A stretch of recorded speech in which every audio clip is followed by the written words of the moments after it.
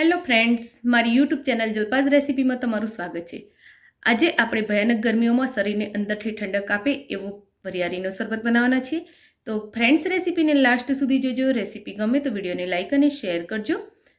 તો આજની આ રેસીપી બનાવવા માટે આપણે પહેલાં તો અડધો કપ વરિયાળી લઈશું અને એમાં 10 થી 12 ઇલાયચી નાખીશું। હવે એને ધીમા ગેસ ઉપર સહેજ ગરમ કરી લઈશું।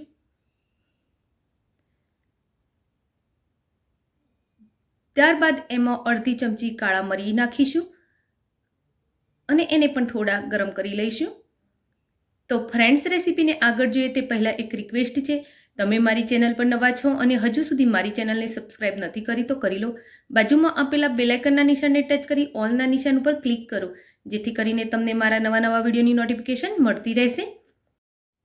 ત્યારબાદ આપણે એમાં સૂકી ગુલાબની પાંદડીઓ નાખીશું અને એને સહેજવાર શેકી લઈશું।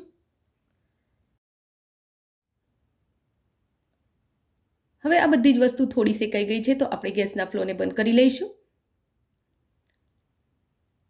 અને પાંદડી પણ સારી રીતે હાથ વડે જ મેશ થઈ જાય છે એટલી ગરમ કરી લેવાની છે। તો હવે આ બધી જ વસ્તુને આપણે થાળીમાં કાઢી લઈશું અને એને થોડી વાર માટે ઠંડી થવા દઈશું।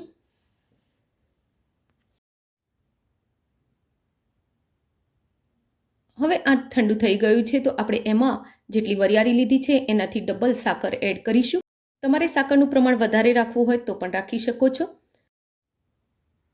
હવે આ બધી જ વસ્તુને સારી રીતે પહેલાં મિક્સ કરી લઈશું। ત્યારબાદ એને મિક્સી જારમાં લઈ પાવડર બનાવી લેવાનો છે। એનો એકદમ ફાઇન પાવડર બનાવવાનો છે। હવે આને આપણે ચાળી લઈશું।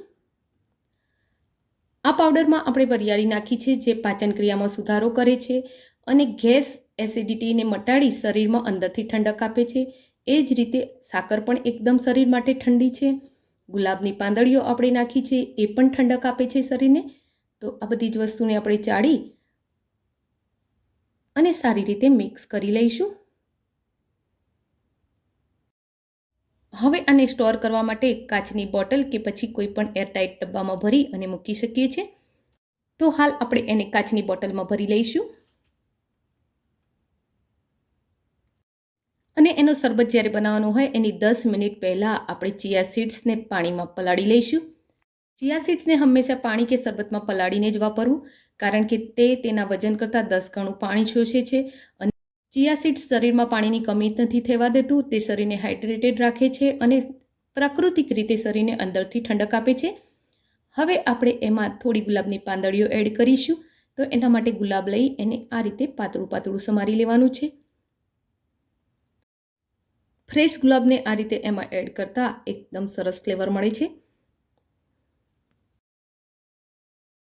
હવે વરિયાળીના શરબત માટે કરવાનું શું છે તો આપણે જોઈ લઈએ। તો એક તપેલીમાં આપણે દૂધ લઈશું, એમાં જેટલા ગ્લાસ શરબત બનાવવાનો છે એટલી ચમચી આપણે વરિયાળીનો પાવડર એડ કરીશું।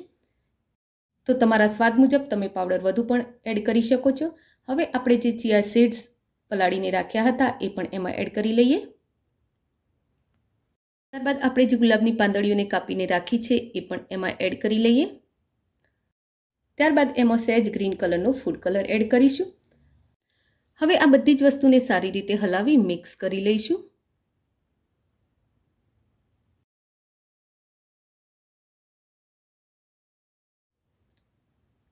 આ આપણો વરિયાળીનો શરબત રેડી છે। હવે એને સર્વ કરતાં પહેલાં આપણે એમાં થોડા આઈસ ક્યુબ એડ કરીશું। ત્યારબાદ હલાવી એને ગ્લાસમાં સર્વ કરી લઈશું।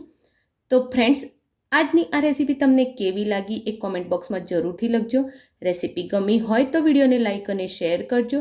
આવી જ બીજી રેસીપી જોવા માટે મારી ચેનલને સબસ્ક્રાઈબ કરી લેજો। Thank you for watching my video. જય શ્રી કૃષ્ણ।